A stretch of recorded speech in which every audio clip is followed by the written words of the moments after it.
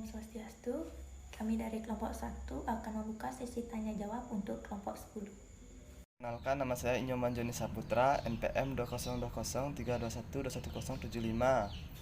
Dari kelompok 10 ingin menanyakan 3 pertanyaan, yaitu pertama, bagaimana cara memberikan pelayanan kepada pelanggan di dalam dan di luar coffee shop. Selanjutnya yang kedua, kenapa memilih usaha coffee shop. Dan yang ketiga yaitu apa saja strategi pemasaran untuk coffee shop tersebut. Sekian, terima kasih.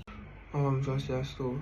Perkenalkan, nama saya Deva Setia, NPM saya 202032121062. Di sini saya akan bertanya 2 pertanyaan. Yang pertama, apa yang menjadi salah satu faktor pendorong menjamunya bisnis kopi? Dan yang kedua, sumber data apa yang dipakai untuk penelitian pengaruh kualitas produk, harga, dan iklan media sosial terhadap keinginan konsumsi pada spesifik kopi di pasar? Sekian dari saya, terima kasih. Baik, terima kasih atas pertanyaan yang diberikan. Saya Bintang NPM 098 ingin menjawab pertanyaan dari Joni mengenai bagaimana cara memberikan pelayanan kepada pelanggan di dalam maupun di luar coffee shop. Menurut saya, kualitas pelayanannya terhadap pelanggan merupakan salah satu faktor penting keberhasilan sebuah bisnis jasa. Cara memberikan pelayanan kepada pelanggan di dalam maupun di luar coffee shop adalah dengan cara menyapa dengan ramah. Kedengarannya sederhana, tetapi menyapa pelanggan dengan sapaan yang ramah adalah langkah awal untuk memberikan layanan terbaik. Bersikap responsif dan reaktif. Karyawan yang melayani pelanggan secara langsung haruslah responsif dan reaktif pada suatu masalah. Kesediaan untuk melayani. Baik pengusaha atau karyawan harus memiliki jiwa kesediaan melayani pelanggan dengan sepenuh hati. Tanamkan bahwa pelanggan selalu membutuhkan bantuan untuk mengetahui jasa atau produk yang dijual. Bersikap jujur. Kejujuran sangat penting ketika mulai bisnis, baik berupa aturan, pendanaan, dan menyelesaikan pekerjaan dalam tenggat waktu yang diberikan. Sekian yang bisa saya sampaikan. Terima kasih.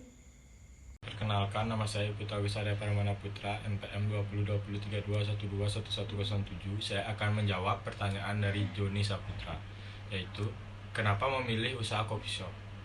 Jawabannya, karena memiliki pasar yang luas. Seperti yang telah Anda ketahui, bisnis coffee shop ini memiliki pasar yang sangat luas, di mana semua kalangan dari kelas bawah hingga atas, usia remaja hingga dewasa dapat dipastikan menyukai kopi. Hal inilah yang membuat bisnis ini dapat meraih keuntungan yang besar.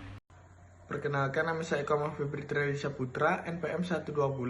Saya akan menjawab pertanyaan dari Joni Saputra. Apa saja strategi pemasaran untuk coffee shop tersebut? Untuk yang pertama, tentu periklanan, karena bisnis dan iklan tidak pernah terpisah dan menjadi kesatuan.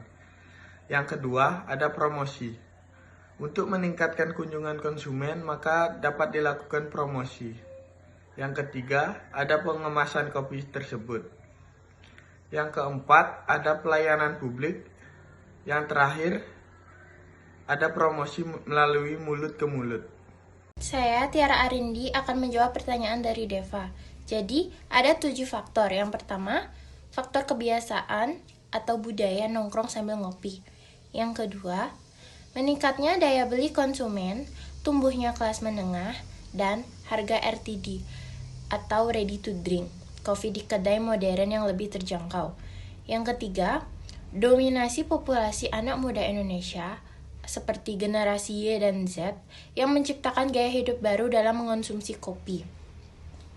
Yang keempat, kehadiran media sosial yang memudahkan pebisnis kedai kopi melakukan aktivitas marketing dan promosi. Yang kelima, kehadiran platform ride-hailing seperti GrabFood dan GoFood yang memudahkan proses penjualan. Yang keenam, rendahnya entry barriers dalam bisnis kopi yang ditunjang dengan ketersediaan pasokan bahan baku peralatan seperti mesin kopi dan sumber daya untuk membangun bisnis kedai kopi. Yang ketujuh, margin bisnis kopi yang relatif cukup tinggi. Om Swastiastu. Perkenalkan, nama saya Nikita Kartika Dewi, NPM 20202321212068. Di sini saya akan menjawab pertanyaan dari Depa Prasetya. Data apa saja yang dipakai untuk penelitian ini? Data yang saya pakai untuk penelitian yaitu data primer dan data sekunder. Data primer, data yang diperoleh langsung dari perusahaan atau melalui wawancara dengan pemilik perusahaan dan beberapa karyawan yang bersangkutan dengan perusahaan. Data sekunder, data ini merupakan data yang bukan diusahakan sendiri penggunaannya oleh penelitian, tetapi sudah dikumpulkan oleh pihak perusahaan. Misalnya dokumen-dokumen maupun literatur, serta buku-buku dan hubungannya dengan penelitian itu. Sekian jawaban dari saya. Terima kasih.